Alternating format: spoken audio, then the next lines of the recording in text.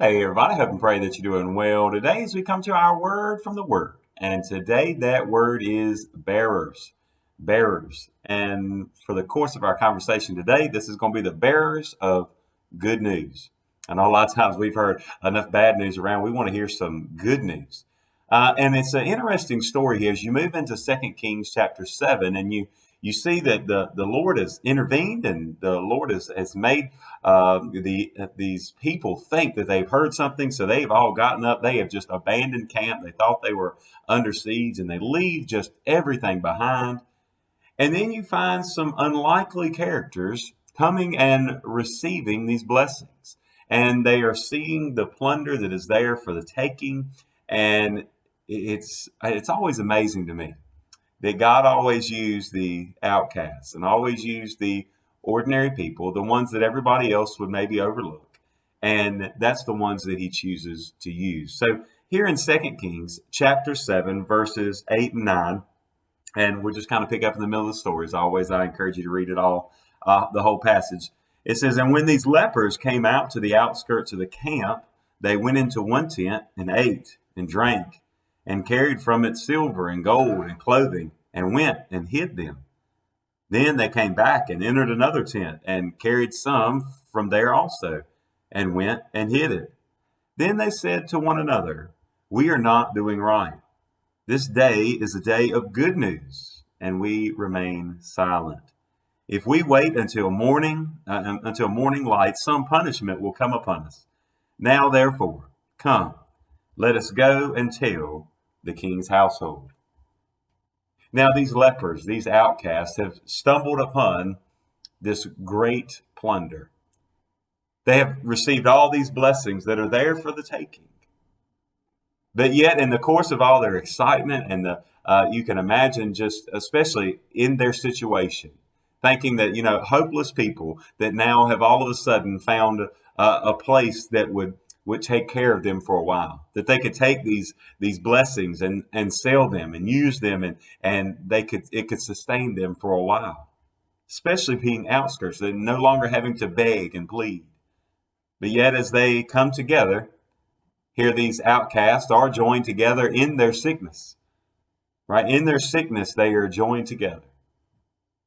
And yet they find out, wait a minute, we found this great treasure, and yet we remain silent. This is not right. We need to go and tell others. And that's really the reason I wanted to stop on this passage here, because it is one of the clearest pictures that you'll see of us as sinners come together, the outcasts, those who have maybe been pushed away.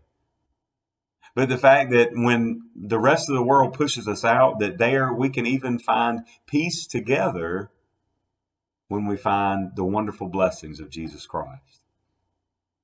But yet then we tend to do the same things. That we together, even now, coming together in a format like this, and we enjoy the blessings of God, and we enjoy kind of gleaning off the things that we can and studying them and being excited about them, rejoicing and even hiding them, hiding God's word in our heart, all these things that are okay in and of themselves. But there has to come a moment where we say, this isn't right. How can we remain silent? You go back to our Christmas story. I mean, even through the Christmas story, the old song we love to sing, "Go Tell It on the Mountain." And the way that we see the shepherds, that they run out and just rejoicing after they leave from seeing Jesus. And they go out rejoicing, telling everybody everything that they'd heard, everything that they'd seen. And yet you and I, maybe when we first came to salvation, we were excited to tell people, but then as the days go on, we become more reluctant. And then like in days like we're living in now, where we're afraid of offending somebody and we're afraid, well, they're not going to agree with me. And really, at the end of the day, does it really matter? You're not going to change their opinion. What we want to do is just introduce them to the love of our lives. We want to introduce them to Jesus. We want to introduce them to the blessings that he has there for them. Just like these lepers are there taking these things for themselves, we can invite others to come along. It's up to them whether or not they want to come along or not, but who are we to never invite them in the first place? That's the whole Great Commission. Go and tell, and as you're going, make disciples. Well, how are we ever going to make disciples if we remain silent? So I encourage you today, let's be bearers also.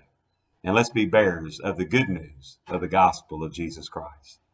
God bless you, and I pray you have a great, great day.